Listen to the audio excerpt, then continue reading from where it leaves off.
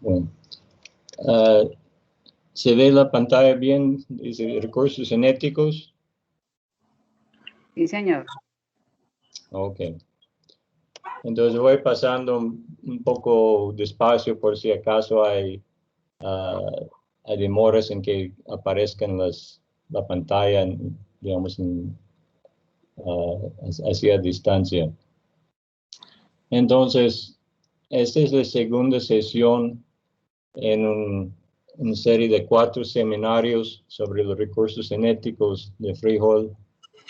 En la primera sesión hablamos de parámetros de diversidad y características de frijol silvestre que son importantes para el frijol cultivado.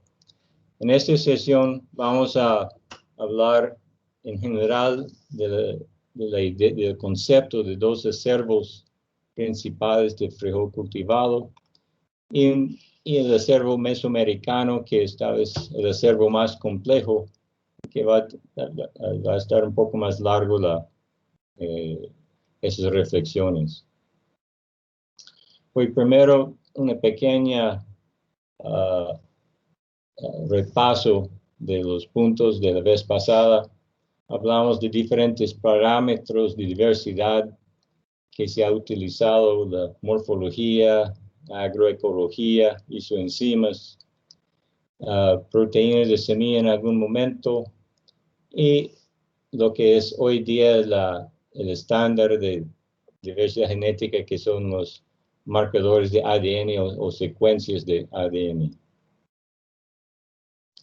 Hablamos de cómo se emplea los marcadores, análisis de ADN para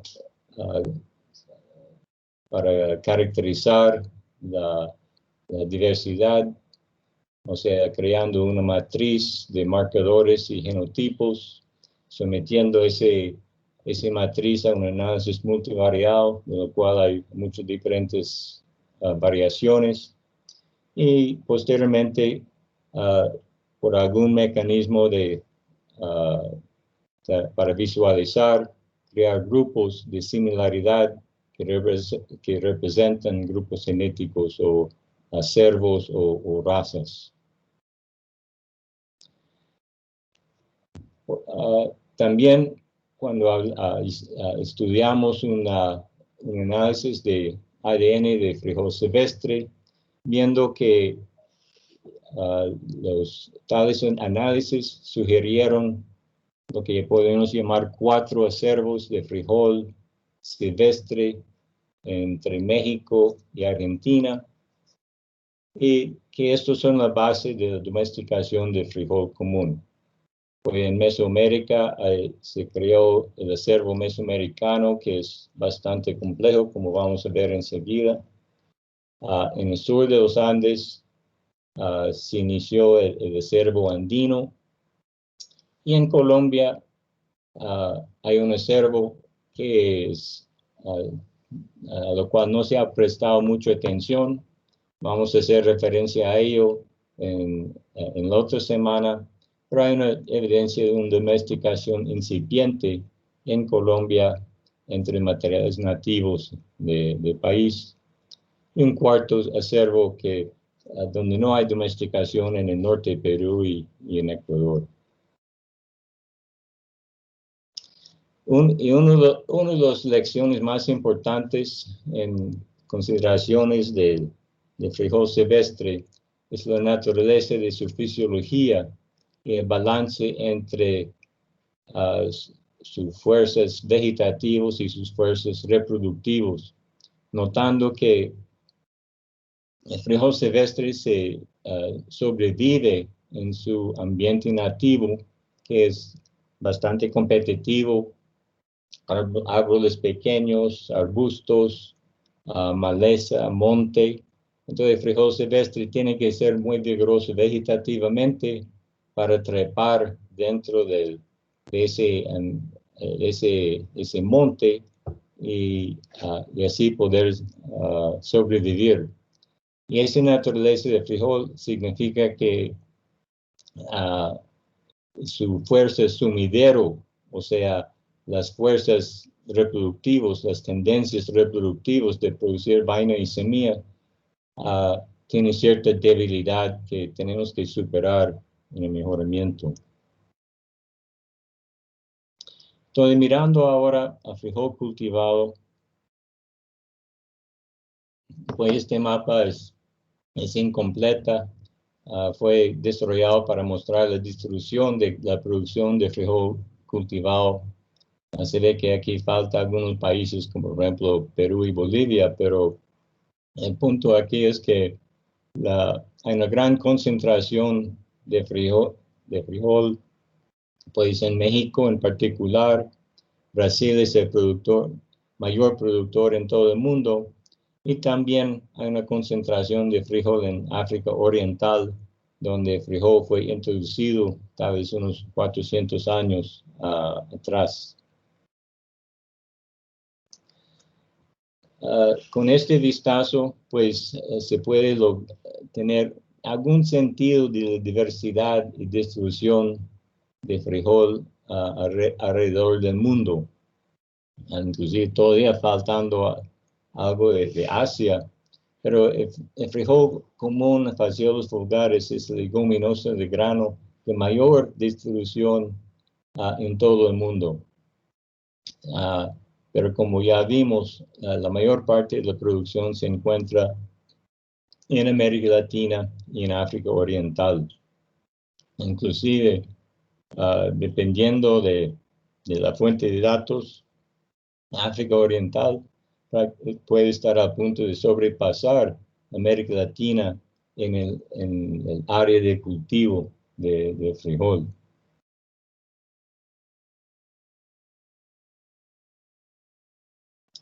Entonces, el primer esfuerzo para sistematizar el conocimiento sobre la diversidad genética de frijol fue hecho por Singh et al. 1992. Ellos ya recopilaron el conocimiento que pues estaba acumulando en años anteriores, conocimiento y observaciones de diferentes índoles, y definieron primero dos acervos, o sea, dos grupos genéticos grandes, el mesoamericano y el andino. Y dentro de cada acervo grande, definieron 3 razas en cada acervo. Raza Mesoamérica, acervo Mesoamérica, se constaba de una raza Mesoamérica, cierta confusión en la duplicación del nombre, una raza Jalisco, una raza Durango, y adicionalmente 3 razas en el acervo andino que veremos en la otra semana. Entonces, repito, ese fue el primer esfuerzo para sistematizar el conocimiento que se estaba acumulando sobre la diversidad de la especie. Esa caracterización de la diversidad se basaba en gran parte en 2 tipos de datos. Primero, características morfológicas de los acervos. Pues hay diferencias entre mesoamericanos y andinos, por ejemplo, en la forma de las hojas. Hay características en la bracteola, o sea, esas pequeñas hojas que al base de la flor. Y también en la forma de la vaina. Por ejemplo, la vaina de mesoamericano tiene el punto, el pico, que es una extensión del borde superior de la vaina. La vaina de frijol andino tiene el pico que sale casi del punto medio de la vaina. Entonces, otra vez, esos eran características más casi de índole botánico, no necesariamente de mucha utilidad práctico, sino que características botánicos para reconocer los grupos genéticos. Había mencionado la vez pasada que fasciolina, o sea, entre las proteínas del grano, la fasciolina jugó un papel muy importante. Retrospectivamente, probablemente yo creo que gastamos más energía en caracterizando fasciolina de lo que era tal vez necesario, pero en el momento era la característica tal vez más útil que tuvimos, en el sentido de que es una característica que es independiente de cualquier selección humana, que cualquier presión que el ser humano haya puesto sobre la especie y que pudo crear una diversidad visual. Mientras la proteína del grano nadie lo había escogido conscientemente un tipo de fasciolina u otro tipo de fasciolina. Entonces era una característica neutro para definir acervos. Y en el acervo mesoamericano, la mayor parte de la fasciolina se llama tipo S. Se identificaron los fasciolinas arbitrariamente con letras según a veces la variedad en la cual se encontraba la fasciolina originalmente. Ese fue la variedad Sanilac. En los andinos, el mayor número fue de fasciolina T de la variedad de habichuelo, vanica, tender green. Entonces, en cuanto los estudios avanzaron, se encontraron otros fasciolinas. Los mesoamericanos eran siempre un poco más limitados, pero en los andinos, sorprendentemente, aparecieron una gran gama de tipos de proteína fasciolina. Entonces, repito que la fasciolina fue uno de los primeros caracteres que señalaban que estuvimos trabajando con estos dos acervos.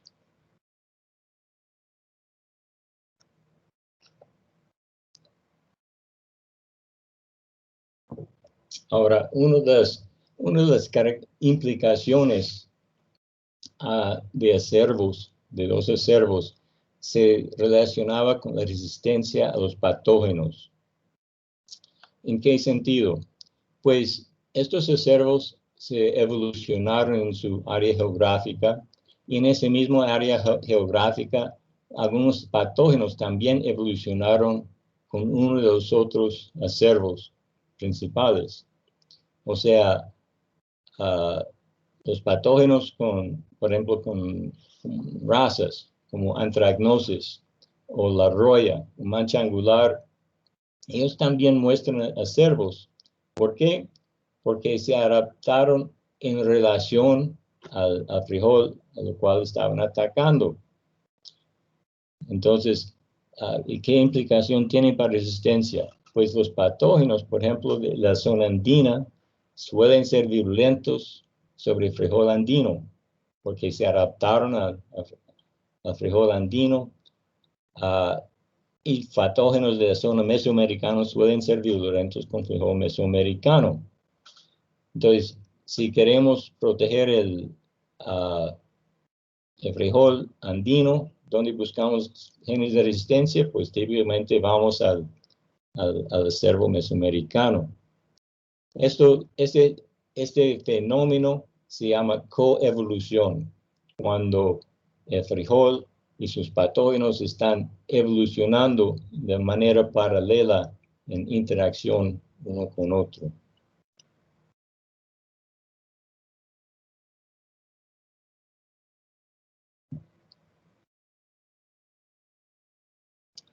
Aquí vamos a tomar un ejemplo de análisis genético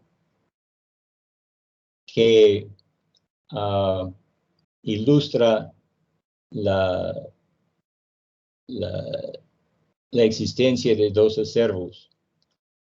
Este es un resultado que resulta de cualquier análisis genético. O sea, el primer resultado que salta a la vista cuando uno hace análisis de ADN es que hay una gran diferencia entre frijol mesoamericano y frijol andino. Entonces, se ve una división por medio de este árbol. En la parte inferior se ve el acervo andino con sus granos típicos, sus granos comerciales, granos grandes de rojo moteado o crema rallado. En la parte superior está el acervo mesoamericano, de nuevo, con rojos pequeños, negros pequeños, tipo carioca, etc. Esos son apenas ilustrativos, pero obviamente dentro de cada acervo hay mucho más diversidad. El punto que quiero señalar acá es otra vez, en cuanto uno comienza a estudiar ADN de frijol, el primer resultado que sale sin lugar a duda y muy claramente, sin ambigüedad, son dos grupos grandes, acervo mesoamericano y acervo andino. Entonces, volvemos al trabajo de Singh et al. Y miramos a las razas en el acervo mesoamericano.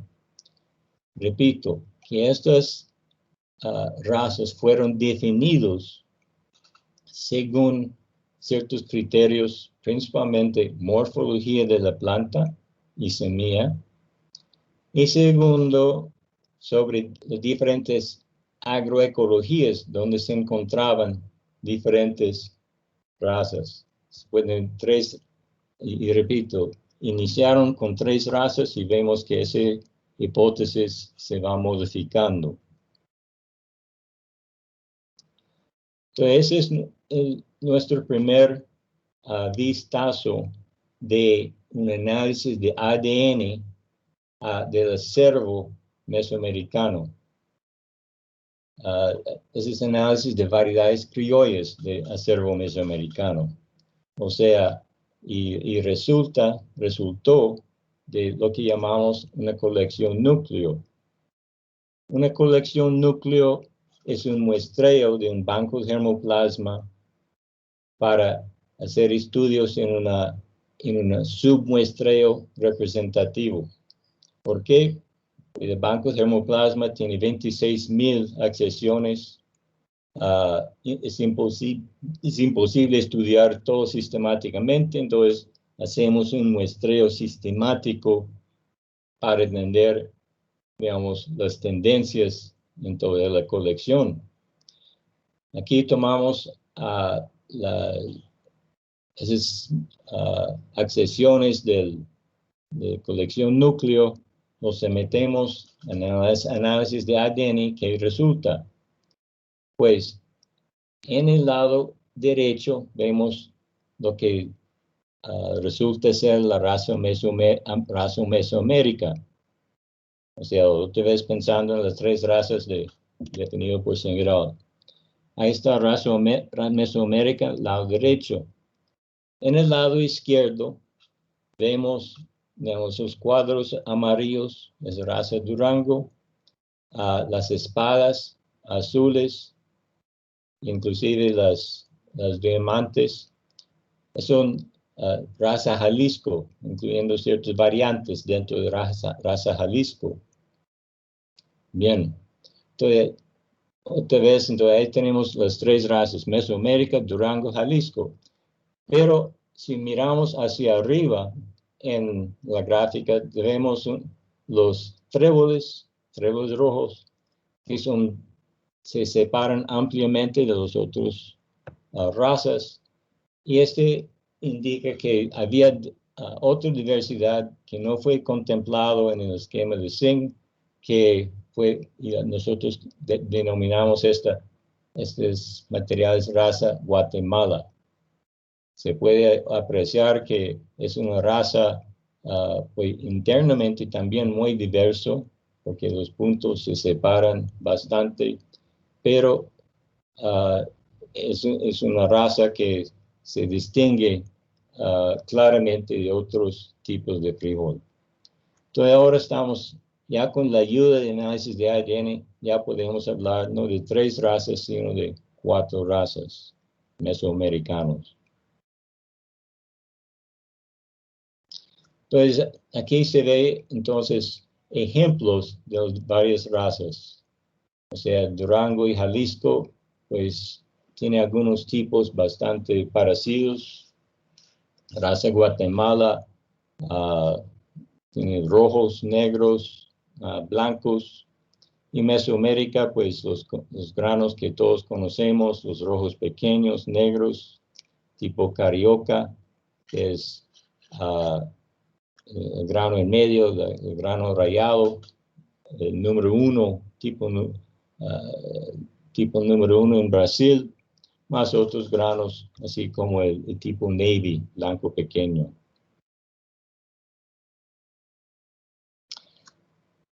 Y aquí, como primer vistazo a la distribución geográfica de las razas. Vamos a fijarnos en las 4 razas mesoamericanas. Pues Jalisco son los círculos cafés, pues se ve en el centro de México, principalmente en la parte alta. Raza Durango, círculos rojos en la parte seca de México. Raza Mesoamérica está en Centroamérica, pero fíjese que las raza Mesoamérica con los círculos rosados, ellos se extienden mucho más allá de Centroamérica, donde fueron nativos. O sea, llegaron hasta el norte de Sudamérica, Venezuela, Colombia, y miren la predominancia, la presencia de raza mesoamérica en Brasil, porque principalmente en Brasil siembran estos tipos con su origen de Centroamérica. Raza Guatemala es bastante limitado pues, a Guatemala y al sur de México en Chiapas.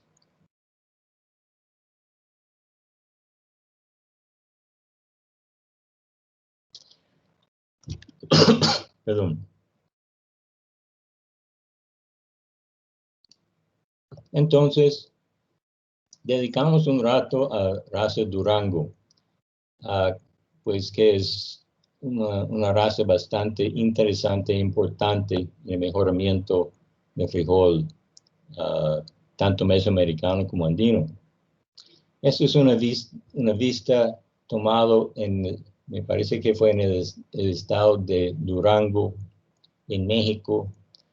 Se puede apreciar que estamos en el altiplano, hay montañas en la distancia, pero este es digamos, un altiplano, digamos, relativamente plano y bastante seco. Fíjense que casi no hay vegetación, no hay árboles, hay algunos arbustos, pero ese es el limitante mayor de este ambiente, es precisamente la falta de lluvia. Aquí mismo se aprecia otra vez los granos. Y vamos a hablar, digamos, de estos granos como clases comerciales. Pues repito que raza Durango es originario de las zonas semiáridas y de temperaturas moderadas. Esta zona típicamente es digamos, de 1800 hasta 2300 metros sobre el nivel del mar. Entonces, aunque de día la temperatura puede subir, típicamente la temperatura promedia es relativamente moderada. Es una raza de grandes extensiones. Hay casi 1 millón de hectáreas de frijol en el altiplano de México.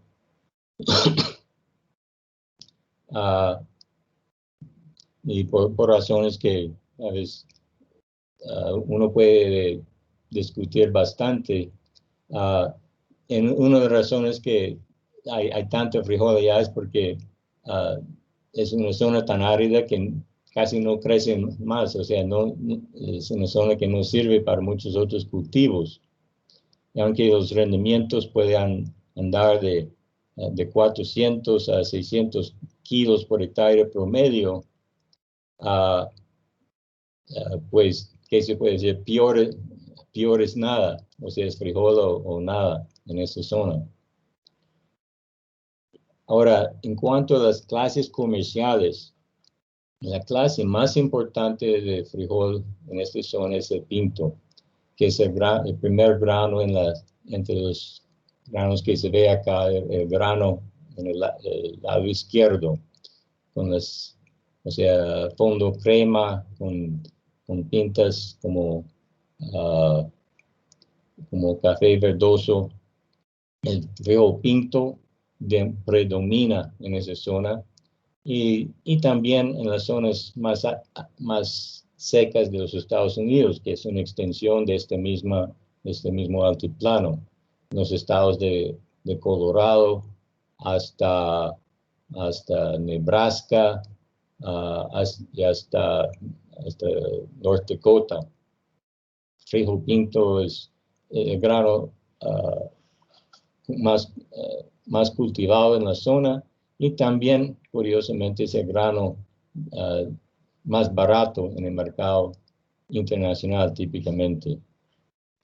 Otros granos son el grano blanco, ese se llama el Great Northern en los Estados Unidos, o el Red Mexican, el rojo, pero todos son variantes en esa raza Durango.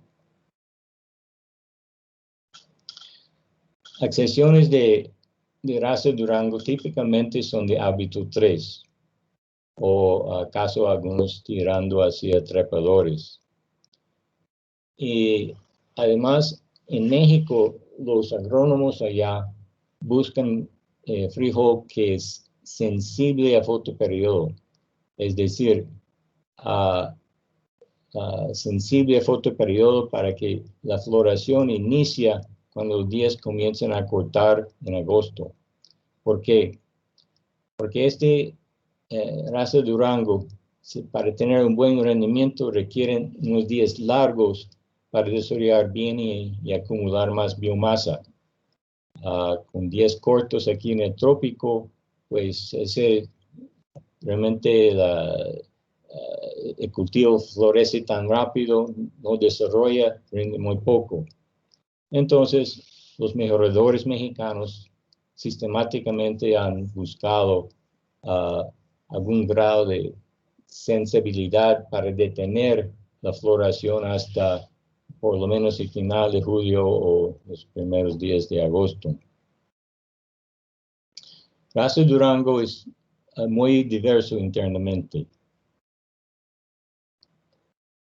Cuando pensamos en raza Durango, pues siempre pensamos en el frijol pinto o estas otras clases comerciales, pero como vamos a ver enseguida, tiene mucha diversidad que no se ha tocado en el mejoramiento.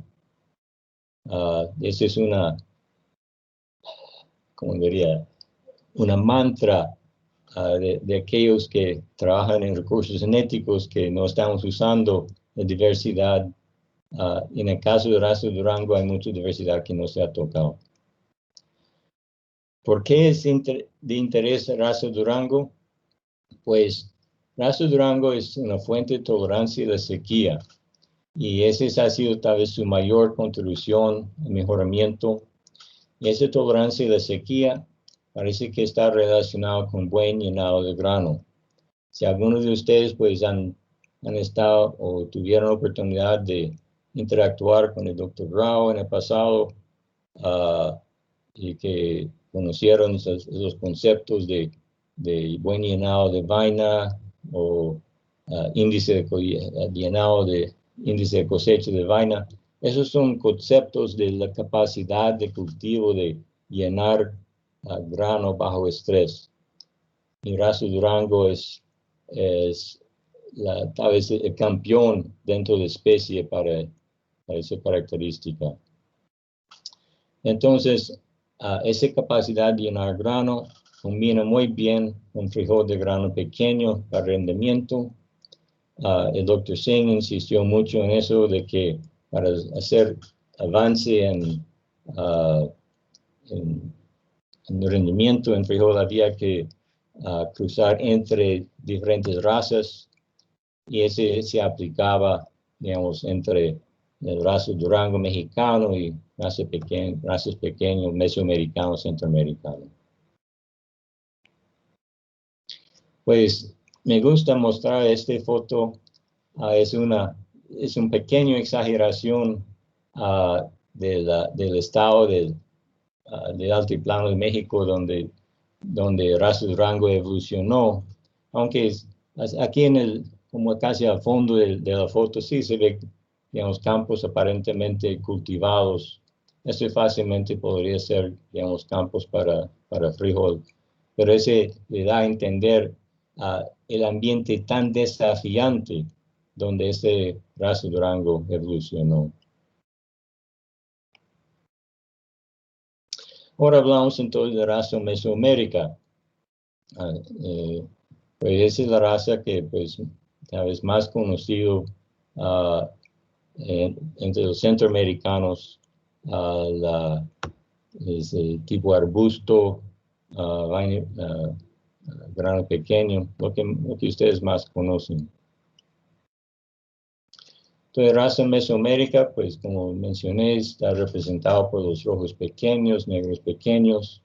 En Brasil, tipo carioca, crema rallado, ocupa que tal vez 2,5 millones de hectáreas.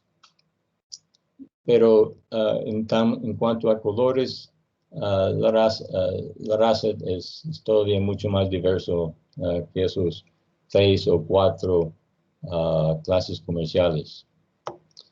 Pues conocemos Razo América por su distribución desde el sur de México hasta Costa Rica. Es favorecido en Haití, Cuba, sobre todo Brasil. Mayormente arbustivos, pero hay algunos volubles incluidos allá. Carioca en Brasil es como 40% de la producción en todas las Américas, si se puede imaginar. Carioca comenzó como una sola variedad, una variedad criolla, pero hoy día hay muchas variedades mejoradas con grano carioca. Tipo carioca está seguido por grano negro. Grano negro se utiliza mayormente en las Américas. No hay mucho frijol negro por fuera de las Américas, aunque China está produciendo negros para vender en Centroamérica y otros países, pero en África es muy poco utilizado. Y sin embargo, en las Américas, pues el negro predomina, pues que en el sur de México, una buena representación en Costa Rica, Haití y Cuba. Y en el sur de Brasil, es como 10% de producción en Brasil. Y repito que raza Mesoamérica se ha combinado mucho con raza Durango en el esfuerzo para mejorar el rendimiento.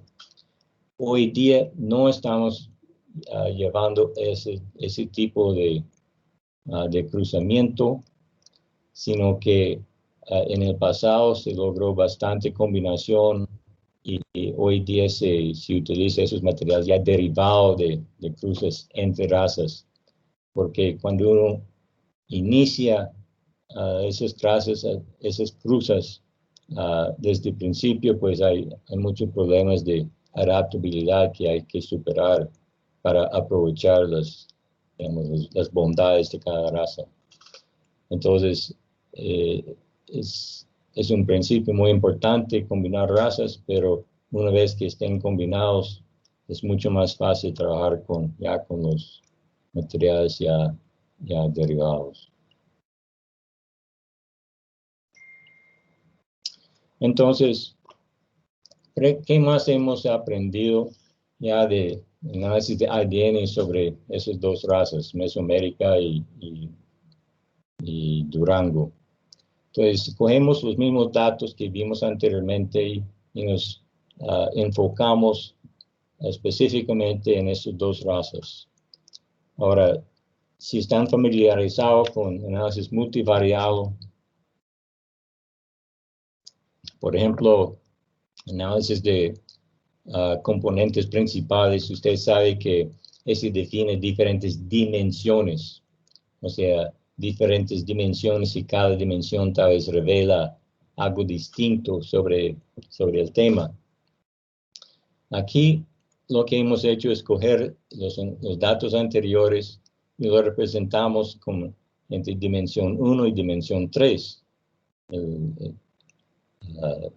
La gráfica anterior fue dimensión 1 y 2. Aquí tenemos 1 y 3. Entonces, cuando miramos la dimensión 3, otra vez en raza Mesoamérica a la derecha, pues se ve una separación de círculos y crucecitas. Pues los círculos lo estamos llamando raza Mesoamérica 1 o M1, las cruces M2. ¿Qué representan esa separación de raza Mesoamérica?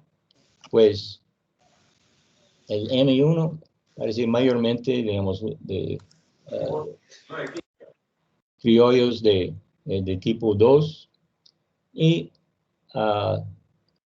M2 representa hábitos 3. O sea, de alguna manera, estos dos grupos genéticos representan alguna diferencia en su origen. Un grupo que fue, digamos, seleccionado, digamos, por hábito,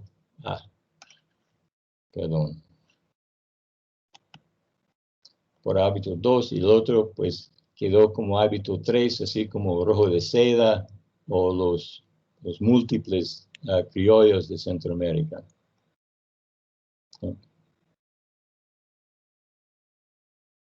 Entonces, ¿qué pasa con raza Durango?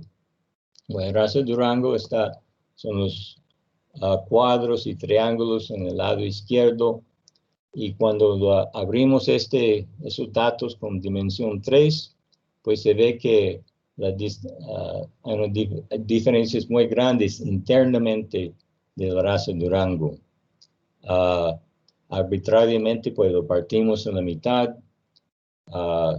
Lo vamos a llamar, digamos, grupo D1, D2, pero es un indicativo de la gran diversidad que existe en raza Durango. Comenté antes que no hemos utilizado mucho de esa diversidad y aquí se puede apreciar, digamos, un indicio de esa diversidad interna. Entonces, esa diversidad genética también tiene cierta relación con su distribución geográfica en México. Ahora tomamos un segundo para explicar este mapa. Las zonas marcadas en las líneas negras gruesos, esas son zonas montañosas. Entonces, por el lado occidental es la Sierra Madre Occidental, y en el lado oriental está la Sierra Madre Oriental. Y en medio, entre la Sierra Madre, está esa zona amplia del planicio, del altiplano central, altiplano seco, donde raza Durango originó. También hay montañas que atraviesan el país del oeste al este, se llama el eje volcánico. Es una zona de altura, de suelos muy jóvenes, recién, a veces prácticamente es ceniza volcánica. Entonces, esos tres rangos de montaña creen como una, por decirlo así, una zona ya rodeada por montañas en la zona seca. ¿Y qué pasa con raza Durango? Si miramos a esa zona seca que en los estados de Durango y Zacatecas, o sea, los estados están identificados como una letra mayúscula, D es Durango, Z es Zacatecas. Los círculos pequeños del grupo 1 de Durango se ve que se ocurren bastante en esa zona seca central, aunque se extiende también hacia el sur, hacia, por ejemplo, Oaxaca, digamos, se encuentra en toda la zona montañosa. Ahora, el grupo 2, D2, también se encuentra con cierta distribución amplia, pero hay una concentración antes en el oriente del eje volcánico. Se ve los crucecitas, por ejemplo, P, el P representa Puebla, V es Veracruz, H es Hidalgo. Entonces, esas crucecitas se encuentran concentrados en esa zona, donde ha habido, francamente, casi nada de trabajo de mejoramiento, sino que el trabajo de mejoramiento va típicamente hacia las partes más comerciales, que es, como repito, Pinto, etcétera, que está en la parte más plano. Entonces, aquí se ve que, digamos, la diversidad genética está relacionada con diferentes zonas dentro de México y probablemente en cierto punto diferentes ecologías.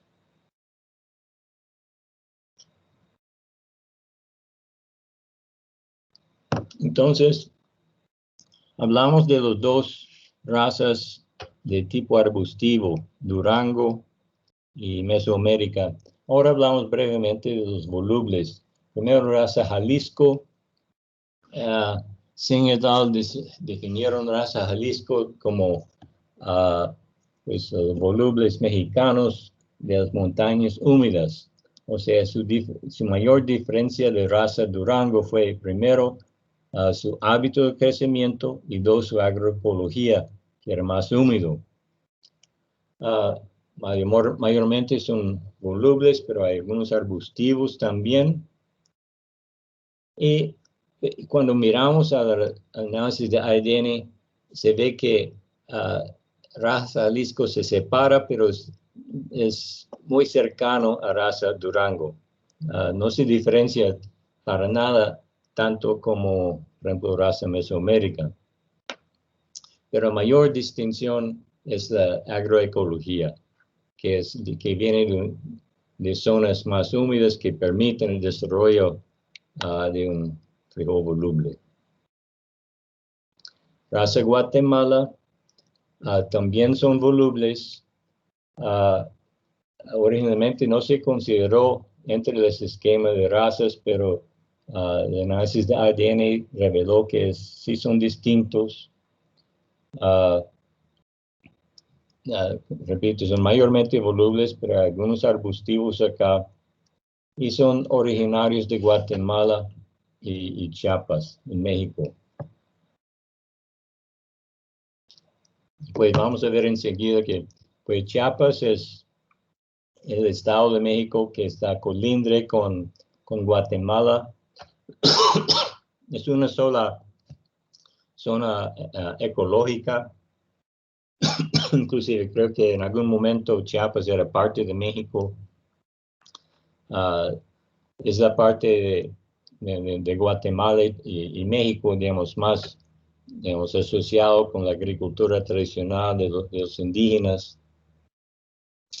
Y lo que es, y en términos de su valor en mejoramiento, Raza Guatemala tiene una característica que es la principal fuente de resistencias, sobre todo antracnosis y también mancha angular. Ese me parece que si uno pregunta, bueno, ¿cuáles son cuál es el valor práctico de entender, digamos, la estructura de las razas? Este es uno que es las mejores fuentes de resistencia, por lo menos para estas dos enfermedades foliares que tienen notables razas fisiológicas. Entonces, muchos de estos fuentes de resistencia vienen de Raza Guatemala. Ahora, hace unos años tuve la oportunidad de estar en Guatemala y habían sembrado su banco de germoplasma para renovar semilla. Había, yo creo que tal vez más de, tal vez unos 300 accesiones de frijol voluble. Y realmente era una de las experiencias más impactantes que yo he visto, digamos, en cuanto a germoplasma. La diversidad de las variedades criollas de Guatemala era espectacular. O sea, algunos, digamos, con lo que llamamos tipo 4B, con toda su biomasa arriba en la planta, otros con su distribución de carga, digamos, a todo el largo de la planta, algunos aparentemente con cierta resistencia a ascoquita, y así. Me parece que ese es otro nicho de diversidad que no se ha tocado adecuadamente.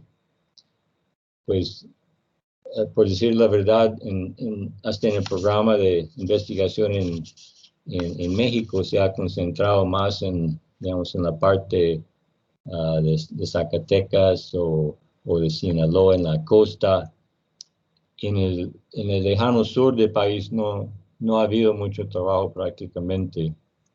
Ha habido inclusive más trabajo en Guatemala, pero aunque menos trabajo en los volubles. Entonces, me parece que esta es una raza que realmente tal vez tiene algo que deberíamos explorar más. Y disculpe la calidad de esta foto, tuve que copiarlo de una filmina de una colega de hace años. Pero ese es un ejemplo de Raza Guatemala ya en Ruanda, en México, en África. Ahora, no se ve bien, digamos, la vista, pero usted puede apreciar esas vainas rojas y la capacidad de rendimiento que tienen esos materiales. Hasta en Guatemala se combinan con el maíz en alturas, digamos, medias de 1,700, 1,800 metros. Y la capacidad de rendimiento es realmente espectacular. Entonces, si uno tuviera paciencia para trabajar con estos en mejoramiento, creo que habría opciones para, tal vez, genes de rendimiento también. Entonces, volviendo al mapa de México, este es muy ilustrativo sobre la manera que los recursos genéticos evolucionan. Pues los puntos negros representan raza Jalisco, y como es de esperar, pues la raza Jalisco se limita bastante a las zonas más montañosas, especialmente lo que llamamos el eje volcánico o el eje neovolcánico. En los estados de Jalisco, Michoacán, extendiendo hacia el oriente, hacia Hidalgo y Puebla, pues y hasta en el sur, en Oaxaca. Entonces, ese no es gran sorpresa. Pero lo importante es fijarse en lo que se llama el istmo de Tehuantepec, que es en el sur del estado de Veracruz.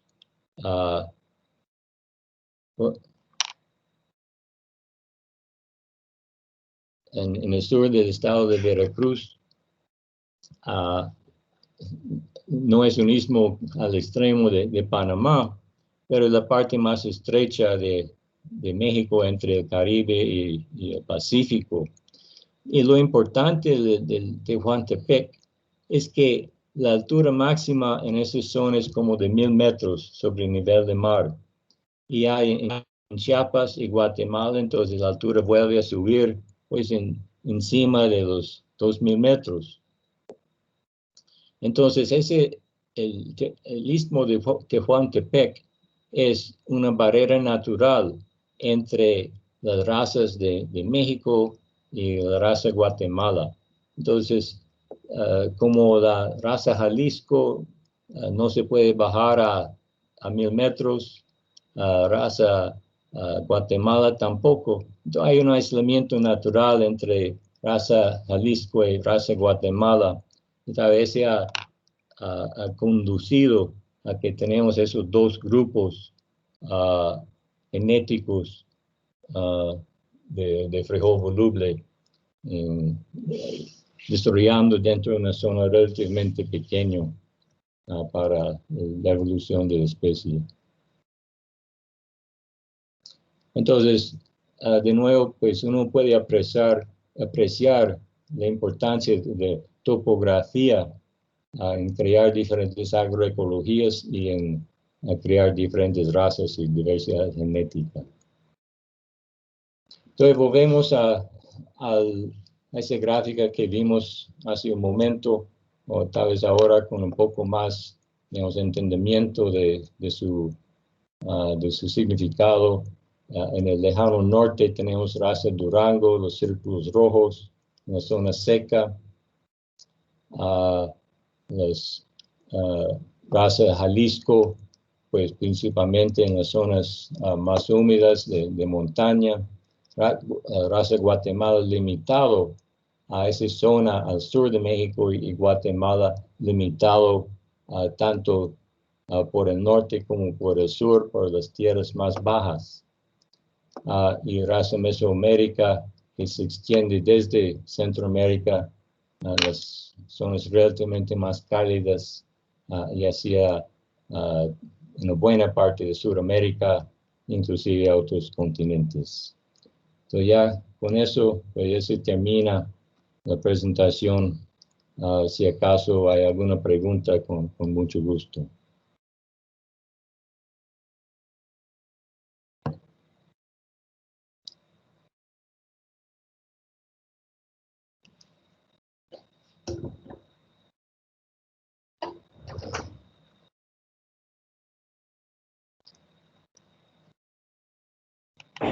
Sí, una pregunta, doctor Vivi, de los nuevos cruces que se están manejando para el proyecto Colfasi, ¿hay alguna novedad en torno a la diversidad que se está esperando para sequía de estas razas mesoamericanas tan interesantes que nos acaba de mostrar acá?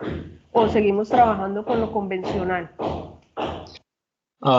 Pues seguimos trabajando con los genes pues, que se ha extraído de raza Durango. Pues comenté de que volviendo a la misma raza Durango, pues es como volver a un trabajo largo de extraer lo bueno, porque raza Durango no va a adaptar y sus progenies inmediatos no van a adaptar, digamos, en la zona más tropical. O sea, seguimos trabajando con los genes más en en materiales avanzados.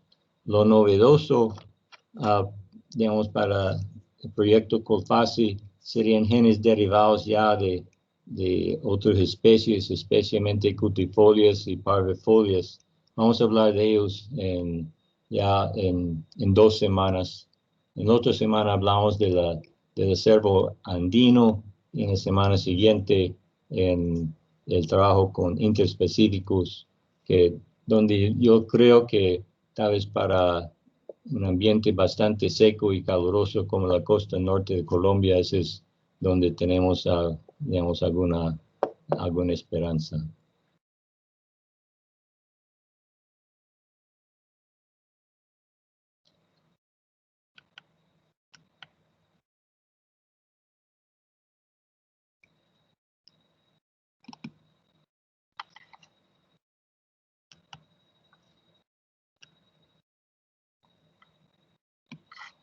¿Hay alguna otra pregunta?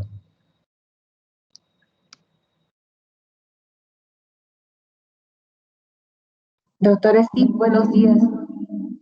Buenos días. Hola Miriam. Miriam, ¿cómo está usted? Bien, gracias, doctor. Quería hacerle una referencia relacionada a la distribución de razas. Aquí en Perú, en casi todas las sierras, siempre se ha sembrado volubles, pero hace como 4 años hay una tendencia a que el maíz se siembra solo, porque es más importante para exportación. Entonces estamos corriendo el riesgo de perder mucho acervo, especialmente relacionado a la clase comercial de nuñas o porotos. Y es un frijol de una clase comercial muy preferida, tiene un precio diferenciado. Como usted dice, a veces hay que ser muy valiente para trabajar con hábitos volubles. Tienen un potencial grande de rendimiento, hasta 4 toneladas. Cuando es en espaldera y cuando es en asociación están rindiendo alrededor de 1.500 a 2.000. Eso implica poner poca semilla, pero es un rendimiento adicional. Lo que he estado viendo es que está desapareciendo todos los frijoles nativos de hábito voluble. Y no hay tendencia de los agricultores de disponer de presupuesto para sembrar con espalderas, por ejemplo. Porque prefieren invertir en maíz, porque maíz lo pueden vender en verde, en costo alto como choclo o elote, y en seco también es de exportación. Eso a mí me causa mucha preocupación porque nos hemos quedado con mucho material avanzado voluble, pero inclusive para llevar parcelas de adaptación, los agricultores ya son renuentes, o sea, prefieren su maíz. En ese sentido, o sea, todo el avance que hayamos podido hacer en razas resistentes ha sido orientado más bien a bajar el hábito de crecimiento para que les pueda permitir hacer 2 cosechas. O sea, que se coseche el frijol antes del maíz. Y eso les incrementa un costo de producción que a veces los agricultores se rehusan. Otros lo prefieren hacer porque es una caja chica para ellos, tienen un ingreso antes del maíz. Entonces, vamos a probar nosotros los volubles y vamos a tener la tendencia de seleccionar los de hábitos 3, tipo A, para que no tumben tampoco el maíz, porque los de hábito 4, 4B, tumban demasiado el maíz, y entonces los agricultores no se sienten convencidos. Sí, eso es... ¿Qué nos sugeriría usted en ese aspecto? Porque tenemos muy buen rendimiento en volúmenes. Sí, ese es un problema que cuando existe esa transición hacia digamos, un mercado ya más comercial, casi sin falla, eso lleva a limitar, digamos, las opciones del productor. El productor responde a lo que puede vender. En una situación como tú estás describiendo, en otros sitios, pues la respuesta por parte del frijol ha sido tal vez tirarse más hacia un tipo arbustivo que tal vez tiene un ciclo corto, se puede tal vez acoplar a algún nicho particular.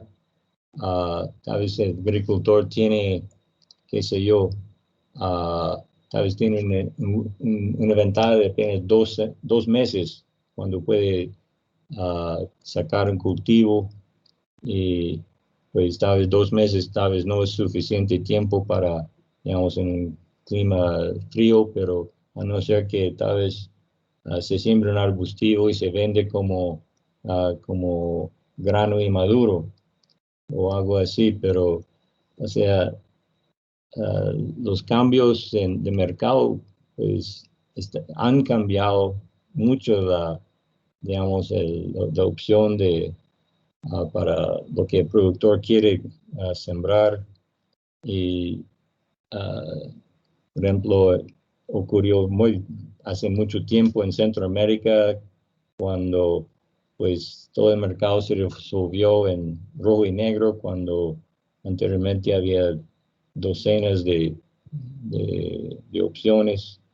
Estaba pasando en África, cuando antes los productores sembraban mezclas, y ahora están enfocando en tal vez 4 o 5 tipos comerciales.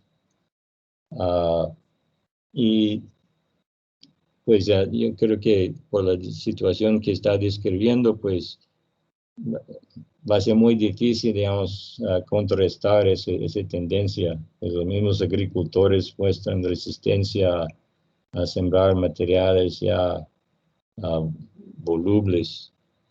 Entonces, yo creo que sin conocer su situación, porque yo nunca he ido a la zona alta de Perú, la verdad hay que examinar bien la situación y ver, bueno, dónde es que un frijol arbustivo puede entrar en un nicho donde tal vez otros cultivos no tienen mucha opción. Doctor, sí, tenemos esa opción. Por ejemplo, una vez que sale el maíz para choclo, Yeah. antes acostumbraban sembrar cereales como pasto verde, Yeah. pero ese es un lujo porque usan agua de riego para venderlo como pasto. Entonces ahí hemos entrado con arbustivos en un Yeah. sistema de rotación para Yeah. la zona sur de Perú, Cusco, Ayacucho, por ejemplo. Pero Yeah. en la parte norte, en Cajamarca, como usted lo acaba de decir, ha aparecido un mercado eventual. Y es importante porque la cosecha es para consumo interno de la gente muy pobre. Por ejemplo, usan los volubles para cosecharlos en verde, pero para eso tienen que tener la característica de ser de grano muy grande, para prepararlo en sopas o guisos como grano fresco. Entonces yo veo ahí la alternativa y para lo sucesivo yo tendría interés en probar de esos tipos, tipo 3 con carga tipo A, Yeah. y sobre todo que sean granos grandes, Yeah. volubles para lo que es norte, porque hay costumbre de comer en sopas los granos frescos. Y para Yeah. la zona sur podrían ser los tipo 3A, también Yeah. de granos de color comercial, rojos, blancos, amarillos, para obtener en seco, pero que permitan cosechar antes del maíz. Yeah. Sí, ese tipo 3A, me parece que en esos sistemas, sobre todo, pues, si los productores están sembrando maíz para choclo, tal vez un 3A puede tal vez no competir tanto, pues obviamente como un tipo 4, tal vez saca, qué sé yo, tal vez no es más que 400 kilos, pero es como un valor agregado al maíz, y todavía pues le queda algo para la casa también. Pero sí, Sí. es Sin siempre embargo, muchas personas, por ejemplo, tuvimos una visita de la KW de Alemania, y ellos se interesaron por los volubles, porque ellos están mirando otro mercado, el mercado de, o sea, a tener más biomasa con los volubles asociados. Y mientras nosotros buscamos hábitos menos agresivos, ellos están buscando hábitos agresivos y les parece importante el material que todavía se dispone. Sí, eso Todo es depende del lugar. Sí. Y en un país tan grande como Perú, sin duda va a tener mucha diversidad, y en época de transición, de economía, mercado, consumo en casa, ese hace el cuadro muy complejo y muy difícil, digamos, para un mejorador, digamos, tratar de predecir, digamos, qué va a ser la demanda, digamos, en, qué sé yo, 5, 6, 8 años, cuando uno ya tiene un producto para ofrecer, cómo va a ser el mercado. Uno tiene que tener su bola de cristal para Y ese tratar de proceso también prever. es evolutivo. Sí, Sí. sí, Muchas señora. gracias, doctor. No, gracias por los comentarios. Es un caso muy ilustrativo digamos, de desafío de mejoramiento para acoplar su trabajo hoy para lo que va a pasar en tal vez 8 o 10 años en el futuro.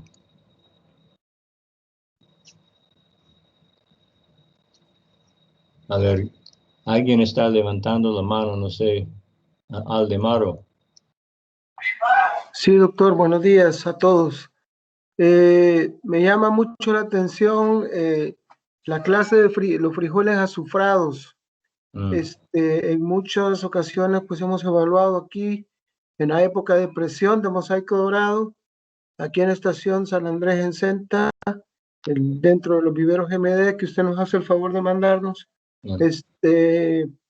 Vemos muchos frijoles bien adaptados, con cierta resistencia a dorado muy importante, es decir, con buena formación de vaina y buen rendimiento. Entonces, yo no sé, doctor, que su opinión respecto a, digamos, a esa clase de frijol que podría aportar, digamos, pues esas características muy buenas que hemos visto aquí para, digamos, para la región, en cuanto, digamos, a esto del proyecto Colfasi, hablando precisamente de lo que es la sequía. Sí, el frijol azufrado, ese es un tema pues bastante cambiable. O sea, tú sabes que en México, no sé, hace 30, 40 años, pues azufrado eran, digamos, variedades locales de grano amarillo. Después introdujeron, digamos, andinos amarillos de Perú, inclusive en México lo llaman frijol peruano precisamente, conociendo su origen. Pues ese frijol peruano llegó a tener mucha aceptación en otras zonas del país porque a la gente le gusta por su calidad de cocción, rápida cocción. A los comerciantes les gusta porque el grano se mantiene su calidad, no se vuelve oscuro con el tiempo. Lo pueden vender a los 6, 8 meses como grano fresco. Entonces, y curiosamente en este momento, pues algo muy parecido está pasando en África, porque antes el amarillo fue un mercado muy limitado y ahora todo el mundo lo quiere, y por precisamente las mismas características por lo cual fue adaptado en México. Entonces, no hay ningún problema con crear un frijol azufrado para diferentes ambientes, para resistencia a mosaico dorado. Todo hoy día es relativamente fácil, pero otra vez uno no sabe cómo va a ser el mercado. Pues, ¿qué tal? Volvemos a lo mismo, como en el caso de Perú, o sea, ¿cuál va a ser el mercado en el futuro? ¿Quién lo va a comprar? ¿Quién lo va a producir, digamos, más económicamente? ¿O será que, pues, inclusive hay un mercado en los Estados Unidos para frijol azufrado, que son la población de origen mexicano? De todos modos, pues estamos trabajando con un poquito en eso y pues tal vez uno podría tener ciertos, digamos, un as en la manga para cualquier cosa. Pero en este momento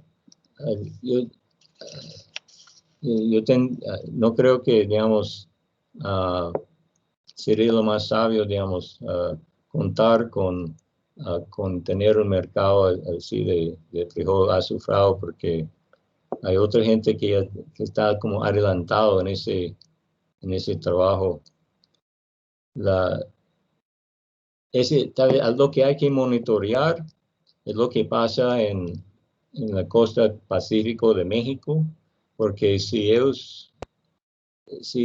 el agua de riego comienza a escasear y sus costos de producción suben, entonces tal vez uno podría competir con Sinaloa en México como productor de azufrado. Pero esa es cuestión de cómo monitorear, digamos, la situación, digamos, a largo plazo. Gracias, doctor. Yeah.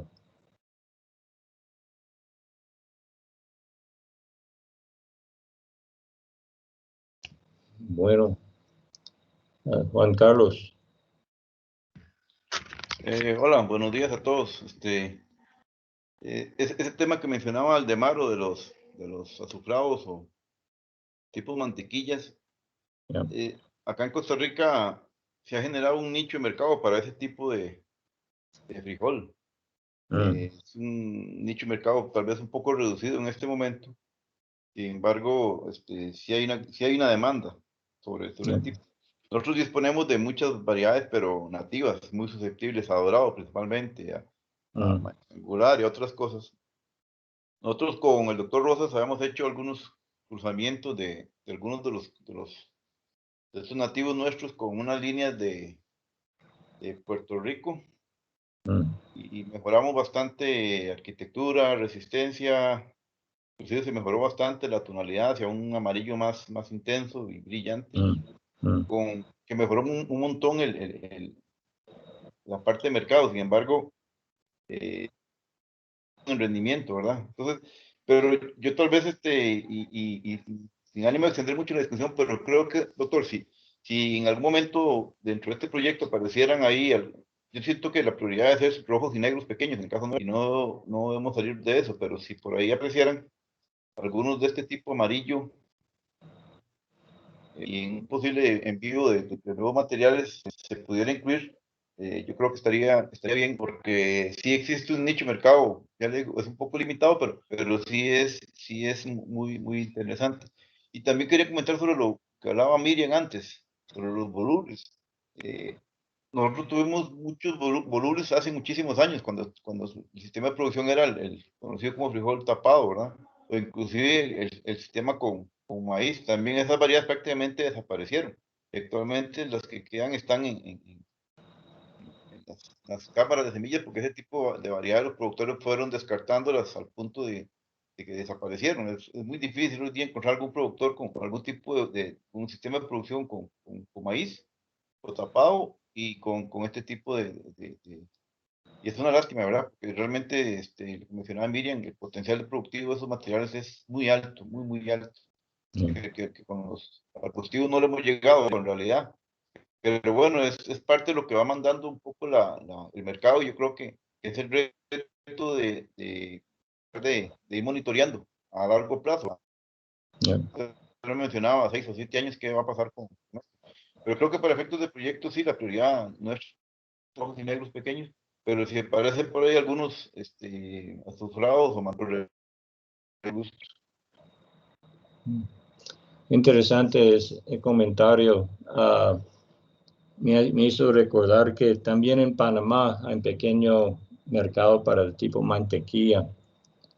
Tal vez que serviría tal vez mercado para ustedes en Costa Rica. Y como dice, pues estar monitoreando. Uno no sabe cuando uno ofrece algo nuevo, qué tan rápido, digamos, va a tener una amplia aceptación. Por ejemplo, el mejorador en Sinaloa, ya Rafael Salinas, falleció hace unos pocos años, pero él contó la historia de cómo el frijol peruano fue aceptado en Sinaloa. Claro que siempre pensamos en estudios muy elaborados con socioeconomistas y encuestas y quién tiene plata para pagar una encuesta. Pues él tuvo un sistema mucho más pragmático y él dijo que ellos produjeron un bulto de frijol azufrado peruano, lo llevaron al mercado. Dice, el primer bulto duró un mes, pues llevaron el segundo bulto. El segundo bulto duró 15 días. Llevaron un tercer bulto. El tercer bulto duró apenas una semana. Ya con eso dijeron, no, ya estamos hechos, ya está aceptado. Entonces, si de alguna manera, pues, tal vez es una manera muy práctico, digamos, para estimar lo que puede ser la aceptabilidad de alguna opción. Entonces, si tiene algún mercado de nicho ya establecido, digamos, sería bueno, digamos, de alguna manera ver qué posibilidades tiene para ampliarse, porque de alguna manera la gente sí tiene mucha atracción hacia el azufrado. También algunos dicen que tiene menos flatulencia, digamos, cocción rápido en la cocina. Entonces, nos ha dado sorpresas en el pasado. A ver, ¿quién más? JS, creo que ese es Julio. Sí, buenos días. ¿Qué tal, Julio? Bien. Aquí el frijol azufrado o mantequilla tiene un pequeño nicho en la frontera con Haití. Es muy demandado por los haitianos. Creo que si también aparece algún material con resistencia a dorado, pues nosotros, y a sequía, pues nosotros estaríamos en la disposición para trabajar en la zona fronteriza. Eso es interesante, eso que antes colegas trabajando en Haití dijeron que era hasta el preferido ya en la costa norte de Haití, alrededor de Cap-Haitien.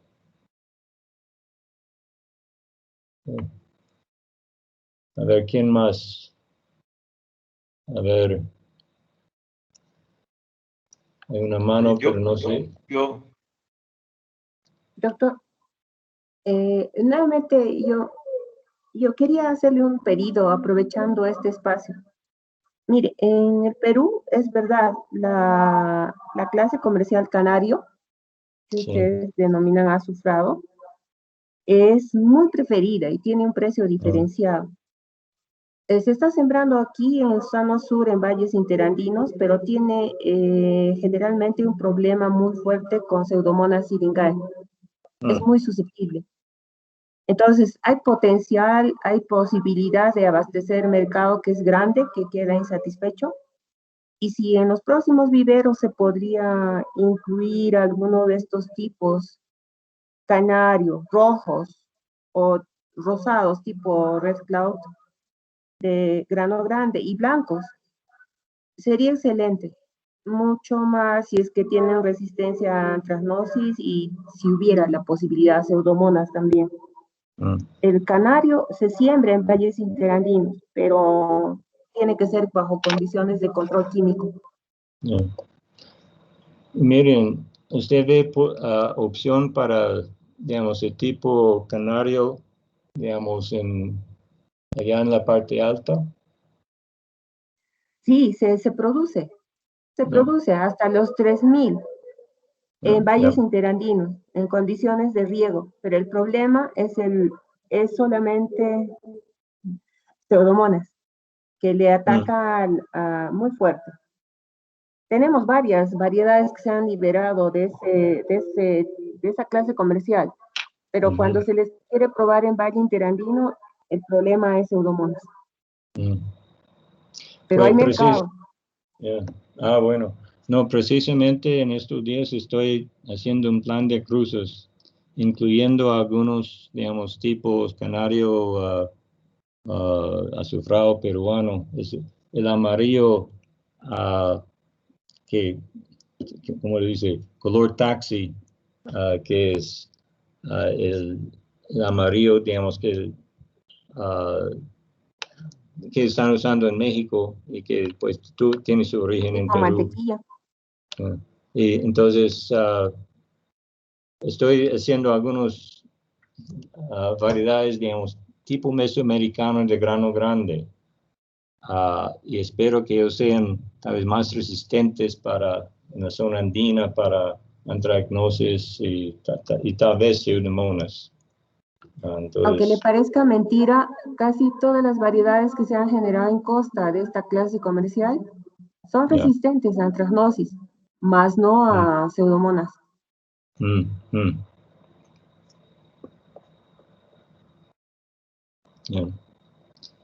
Sería interesante incluir esos tipos comerciales, doctor, para los próximos viveros, porque ya tienen un nicho de mercado, inclusive ahora en Arequipa, donde es originario el frijol camanejo, de ese tipo canario, están haciendo un estudio de marca porque están pensando patentar inclusive.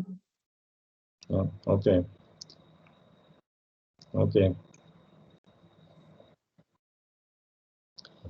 Listo. Ángela, no hemos escuchado de ti todavía. Buenos días, doctor. ¿Cómo está? Mucho gusto.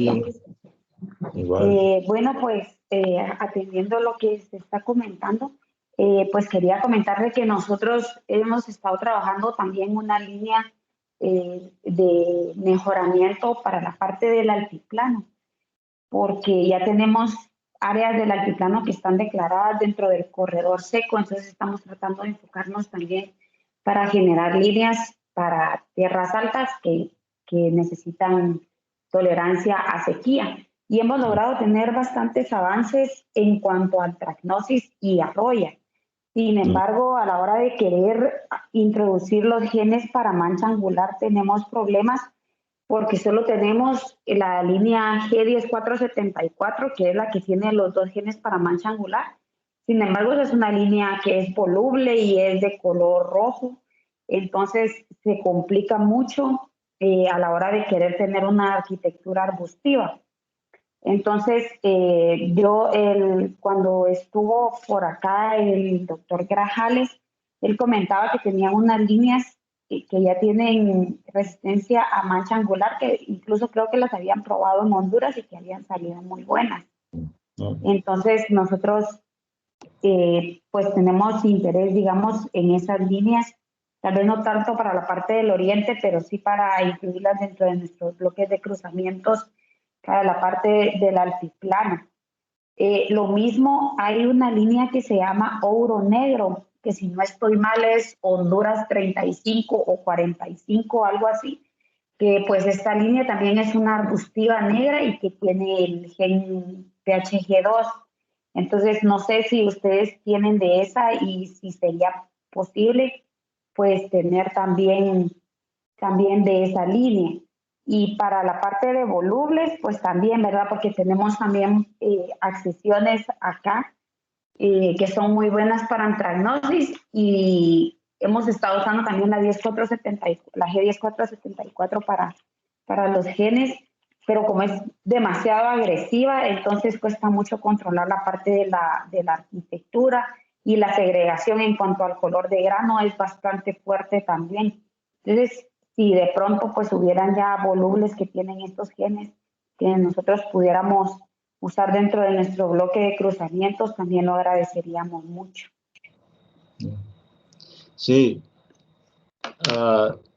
pues sí, creo que nombraste el 10474, si no entendí mal. Bien, hay tipos arbustivos con el genes de ese material de 10474. Hay que averiguar si se mantiene la resistencia ya, porque precisamente creo que 10474 se me olvida. Creo que no recuerdo si es de Guatemala o de Chiapas, pero es resistente en muchos otros sitios. Pero allá mismo donde tuvo origen hay que preguntar si mantiene la resistencia o si acaso el patógeno ya logró, digamos, quebrar su resistencia por esta coevolución. Entonces, pero sea como sea, sí podemos enviar algunos materiales con los genes de 474 a ver si funciona ya como fuente ya para los arbustivos. Sí, pues fíjese que sí hemos hecho las evaluaciones incluso de la misma línea, se ha inoculado. Yeah. Y pues a las razas que tenemos acá de mancha angular todavía estamos trabajando en la parte de la caracterización de las razas que tenemos acá, pero al menos para acá en Chimaltenango, donde estamos trabajando eso, pues sigue funcionando bien la resistencia de la línea. Incluso cuando en las poblaciones que ya llevamos cruzadas con esa, pues sí presentan la resistencia. Sin embargo, cuesta mucho por el color, segrega colores muy, muy variados, y la agresividad de la línea y la segregación en cuanto a la arquitectura es bastante fuerte también. Entonces, cuesta mucho seleccionar poblaciones que tengan las características que necesitamos, que sean de grano negro, brillante y con una arquitectura que no sea tan agresiva. Ok. Entonces, pongo en la lista de cosas que hacer es buscar, digamos, derivados de esa fuente de resistencia, digamos, para tipo arbustivo. ¿Y está enfocando, supongo, en un grano negro o también están considerando otros colores en el altiplano? Estamos considerando grano negro, rojo y blanco. Ya, ok.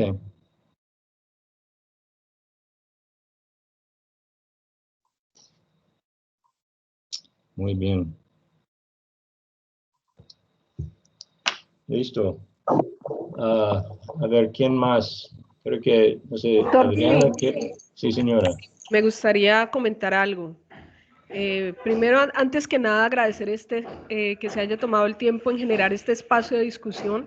Es muy enriquecedor saber cómo funcionan los trabajos nacionales en frijol a través de toda la región.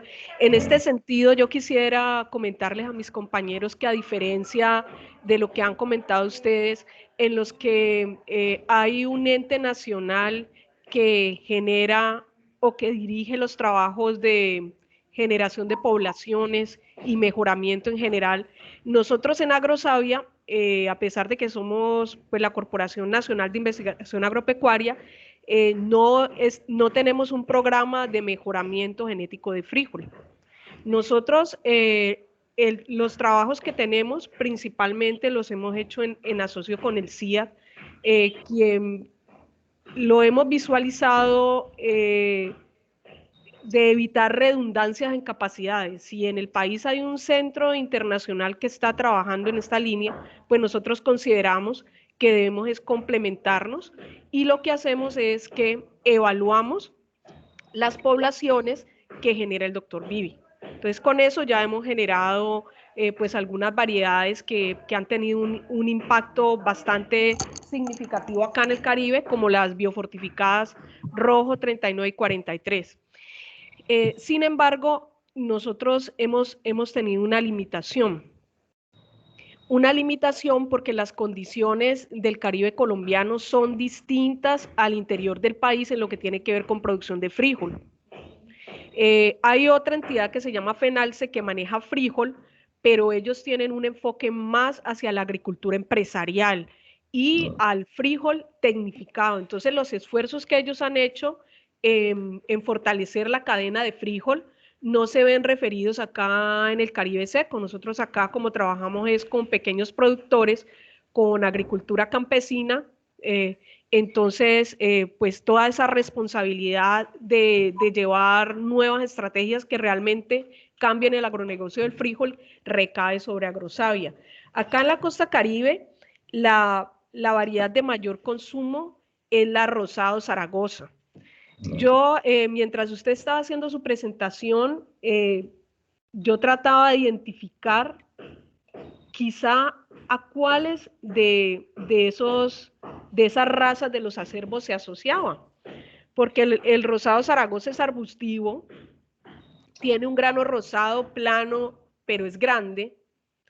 Entonces sí me encontraba como frente a esa incapacidad de tener toda esa información de la caracterización de esta variedad local para poder generar como una alternativa que tuviese el mismo mercadeo, porque los frijoles que hemos nosotros registrado acá en la zona son del tipo radical, que es un rojo brillante, pequeño mediano, que tiene solamente como un 30% del mercado.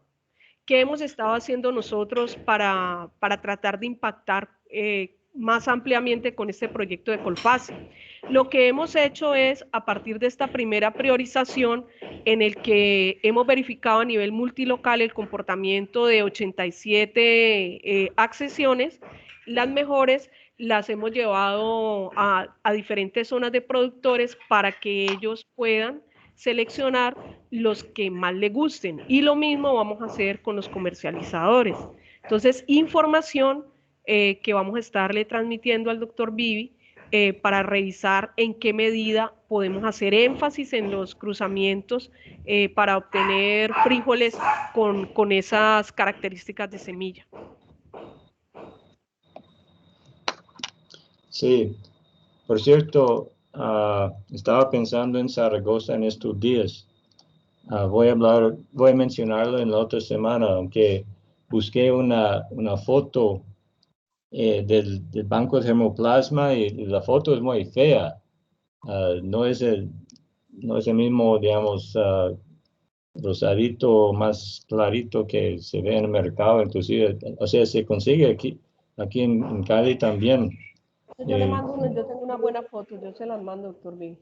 Ok, y específicamente de grano, o sea, acercándose al grano, para que yo no tenga que ir al mercado solo para comprar una libra de frijol para tomar la foto.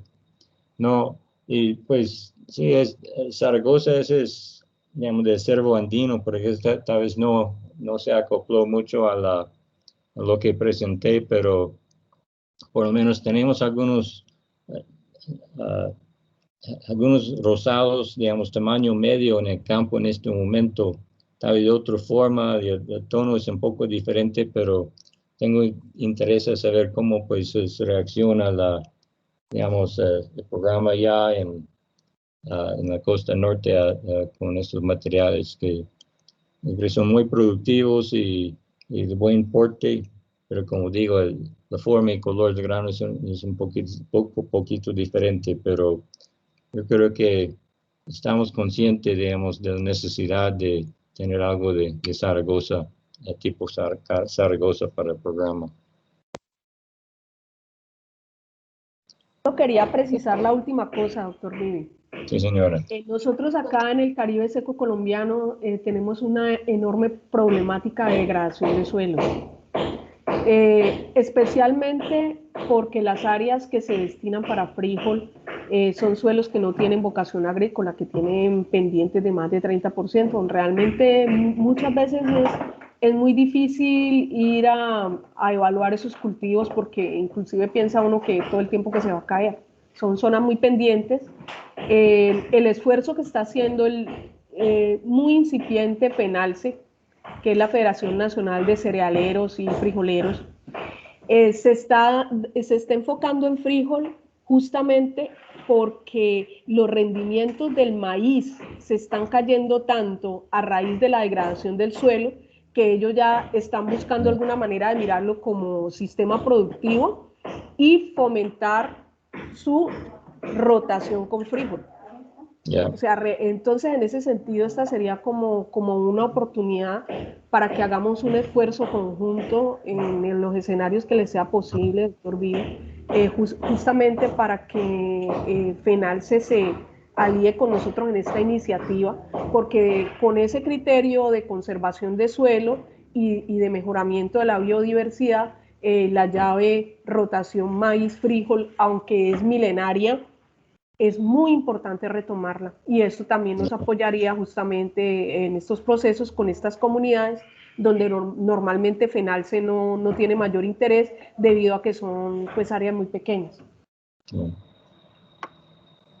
Sí, y en ese caso tal vez no se requiere, digamos, un rendimiento de frijol que sea, digamos, de 1,5 toneladas, tal vez menos. Usted estaba citando 800 kilos como la meta ya, pero cuando está en rotación, llenando un nicho donde nada más cabe, entonces la expectativa no tiene que ser tan alto como un cultivo netamente comercial. Bueno, ¿quién más? Miriam, ¿usted quería comentar algo, otra cosa que veo tu mano levantada?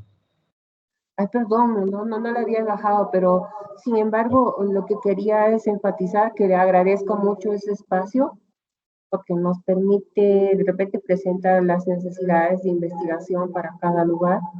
Bien. Y pues el Centro Internacional de Agricultura Tropical es una buena fuente de conocimiento y de material genético que podría potencializar mucho nuestras intenciones de hacer algo en cada país.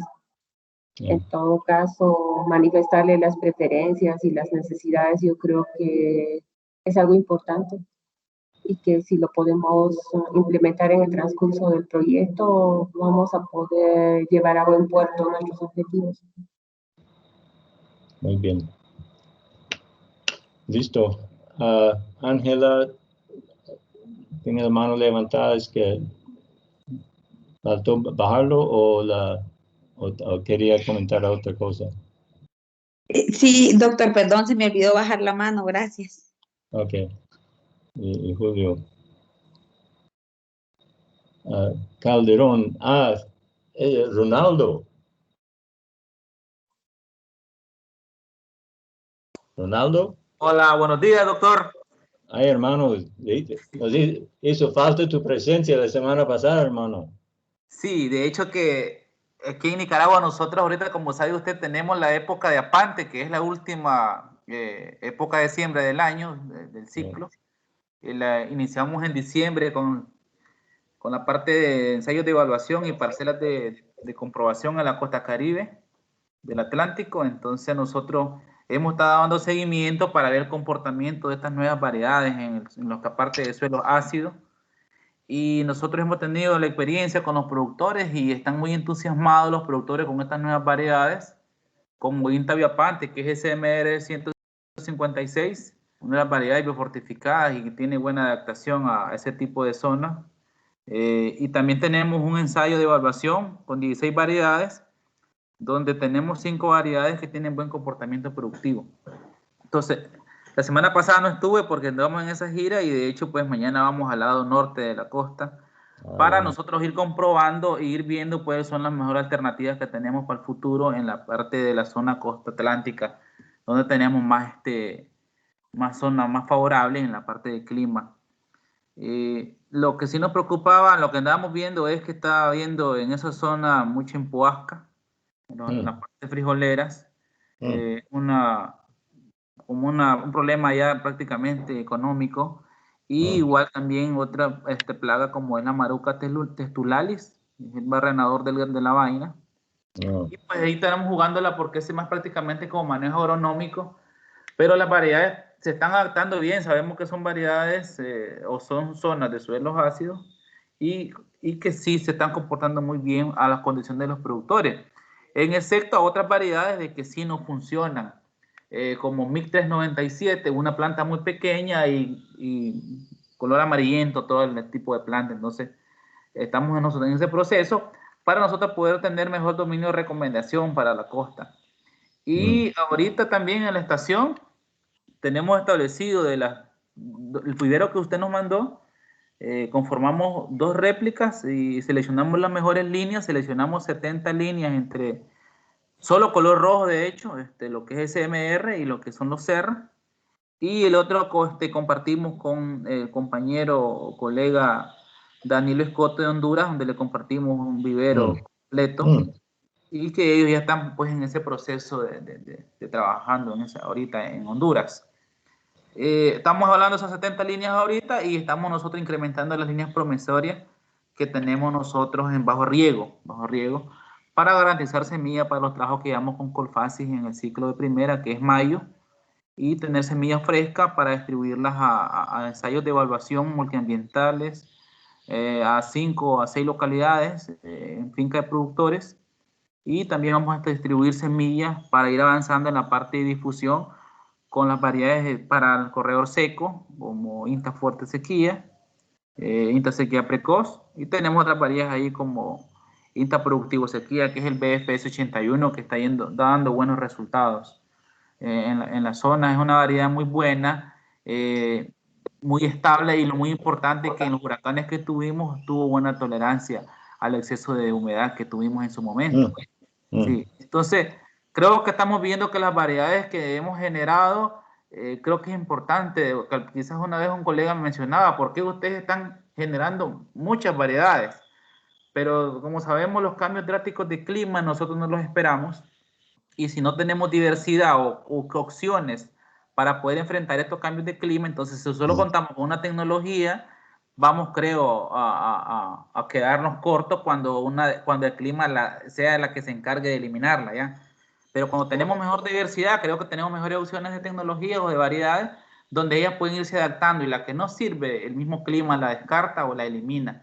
Y lo bueno es que tuvimos esas opciones, variedades que sí toleraron el exceso de humedad y variedades, de hecho, que prácticamente pues son prácticamente solo para climas intermedios de poca lluvia y corredor seco, para garantizar la alimentación de las familias agricultoras del corredor seco, donde nosotros estamos enfocados con Colfasis.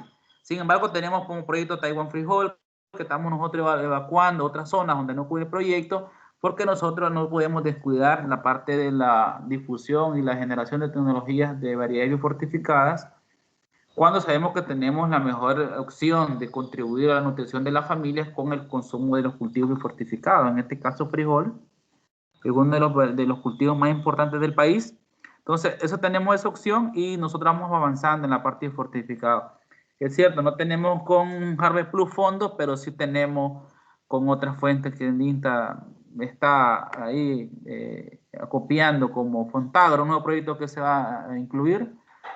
Taiwán, Gallo Pinto, le pusieron ahora una nueva fase de proyecto, y estamos nosotros con Colfasis. Entonces tenemos el frijol en ese punto de vista como uno de los primeros líneas de trabajo que tenemos en el país para contribuir a la zona. Incluso en la costa caribe se distribuyeron casi, alrededor de 50,000 bonos de frijol, no importando qué variedad, como Inta Norte, como Inta Rojo.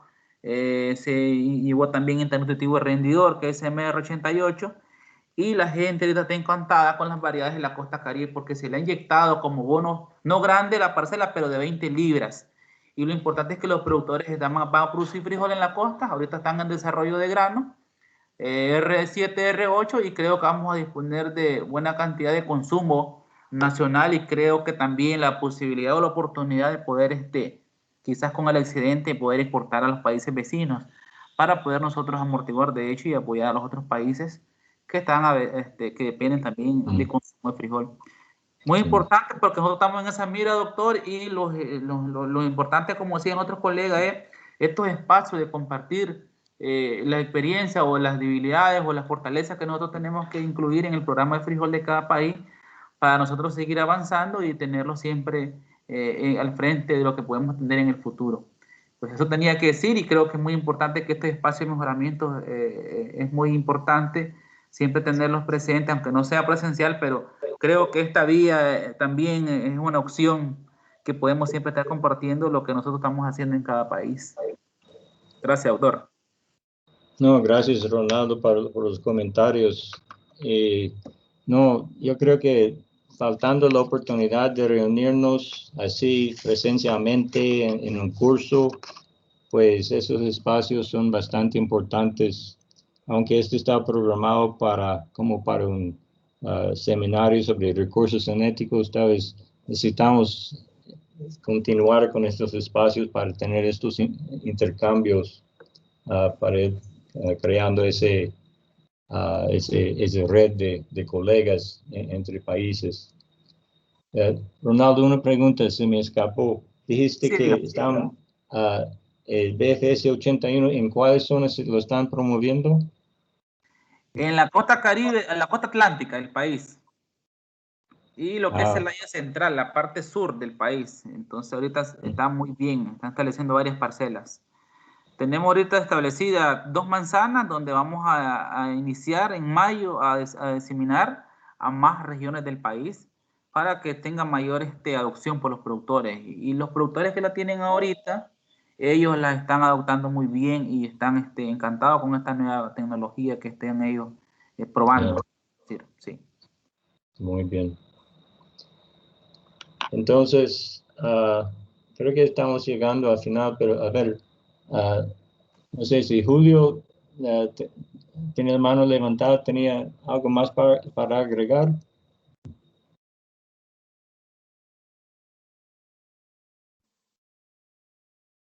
Julio Nin. Está en silencio. Sí, buenos días, doctor. Estamos ya en proceso de gestionando de nuevo para tratar de si la semilla no llega, para ver si ahora en primavera en la montaña pues podemos multiplicar la semilla para la siembra de verano. Perfecto. No, y aquí todavía estamos preguntando con las autoridades del ICA sobre el proceso que pues lo llevaron para Bogotá, y estamos preguntando cómo va el proceso por este lado. Y Miriam, ¿algo otra cosa? Leo tu mano. Doctor, no sé si sigue mi mano levantada, pero no tengo nada pendiente, solamente voy a estar en estos días un poco ocupada justamente haciendo unos expedientes pendientes. Y luego voy a dedicarme a hacerle el informe que le tengo pendiente de los viveros instalados en este año. Perfecto, ok. Bueno, entonces, si no hay más, agradezco a todos ustedes también por su atención. Yo veo que muchos asistentes aquí en CIAT se han conectado, y pues gracias por su asistencia de ustedes también, y creo que este espacio también le da una oportunidad de, digamos, de relacionarse con los colegas en los distintos países y escuchar de su directamente de ustedes sobre sus realidades. Entonces, muchas gracias por todo y nos vemos en 8 días. Está bien, muchas gracias con todos. Hasta otra oportunidad. Bueno.